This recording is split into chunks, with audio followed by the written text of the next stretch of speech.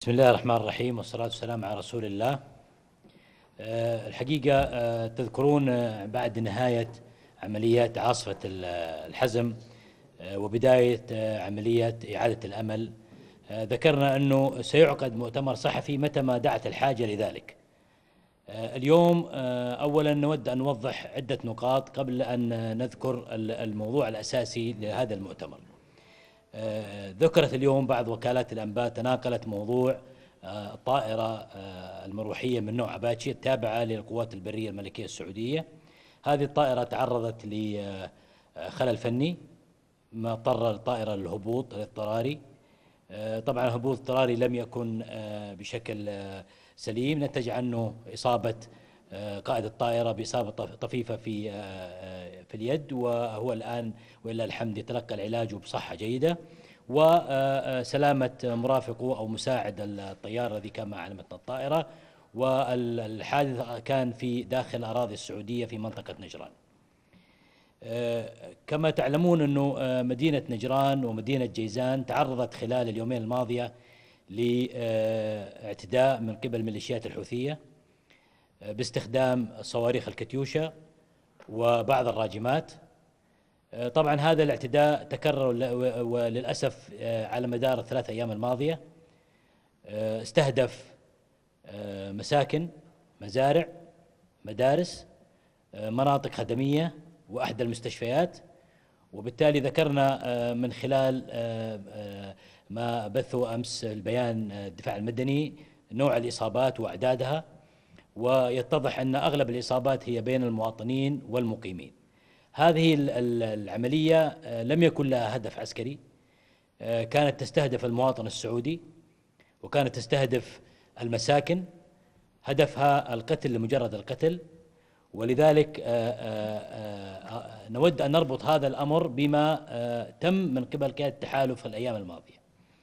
أولا الميليشيات الحوثية وأعوانهم منذ البدء رفضوا القرار 2216، وهو قرار أممي التزمت فيه الشرعية الدولية والمجتمع الدولي بإنقاذ المواطن اليمني، وبالتالي رفضت هذه الميليشيات الالتزام بهذا القرار.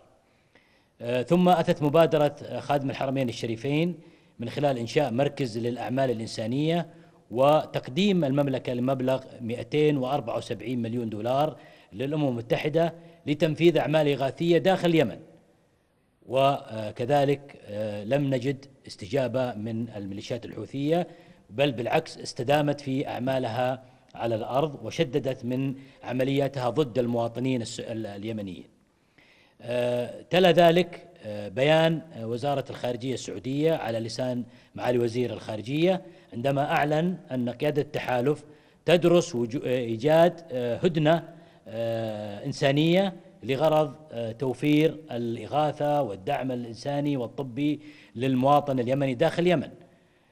تلا ذلك قيام هذه الميليشيات بالاعتداء على المدن السعودية، وفي نفس الوقت لاحظتم ما قامت به الميليشيات يوم أمس في التواهي في عدن من قتل مباشر للمواطنين وتعمدا مهاجمة المواطن اليمني. الآن ما نذكر أن المعادلة اختلفت. كانت العملية في بدايتها تهدف إلى حماية الشرعية في اليمن، حماية المواطن اليمني، ولكن الآن المعادلة اختلفت. الآن المواجهة أصبحت تستهدف حدود المملكة العربية السعودية، تستهدف المواطن السعودي، تستهدف أمن وسلامة المدن السعودية. وهنا نؤكد على أن هذا الأمر غير مقبول، وأن أسلوب التعامل سوف يختلف، وأن الميليشيات الحوثية لجأت وارتكبت أحد أهم أخطائها خلال هذه الفترات الماضية، وهي استهدافها للمواطن السعودي. وبالتالي فقيادة التحالف والقوات المسلحة السعودية سوف تتخذ الإجراءات التي تكون كفيلة بردع هذا العمل، سواء على الأشخاص الذين خططوا لهذا العمل، المواقع التي انطلقت منها هذه العمليات، المدن التي تأوي قادة من نفذوا هذا العمل ومن خططوا لهذا العمل. سيكون العمل مختلف، في شدته وفي مدته، سوف يستهدف جميع قادة هذا التنظيم، مواقعهم القيادية، مناطق تجمعاتهم، من خطط لهذا العمل، ولن يكون عمل محدود. نحن ذكرنا خلال عملية إعادة الأمل أن العمل سيكون عمل رد فعل بناء على تحركات الميليشيات على الأرض، أما الآن فالعمل سيكون عمل مبادر، سوف تنتزع منهم زمام المبادرة، وسوف يقوم قائد التحالف والقوات المسلحة السعودية بتوجيه رد قاسي ابتداء من هذه اللحظة، وحتى يدفع من قام بهذا العمل ثمن ما قام به. هذا من ناحية. من ناحية أخرى لم يعد هناك مجال محدد للعمليات، لن نستهدف من كانوا بالقرب الحدود كما تم في هذا اليوم من خلال العمليات المحدودة، بل سوف تستهدف مناطق صعدة، مران وضواحيها، لأن من قام بهذا العمل هم يتحصنون في هذه الأماكن، وبذلك عليهم دفع الثمن. الآن المعادلة اختلفت، المواجهة اختلفت، وسوف يدفعون ثمن قاسي وغالي، لأن أمن وسلامة الحدود المملكة العربية السعودية هي أولوية أولى لقيادة التحالف، وهي أولوية أولى للقوات المسلحة السعودية، وهو خط أحمر تم تجاوزه، وبالتالي سوف يكون هناك عمل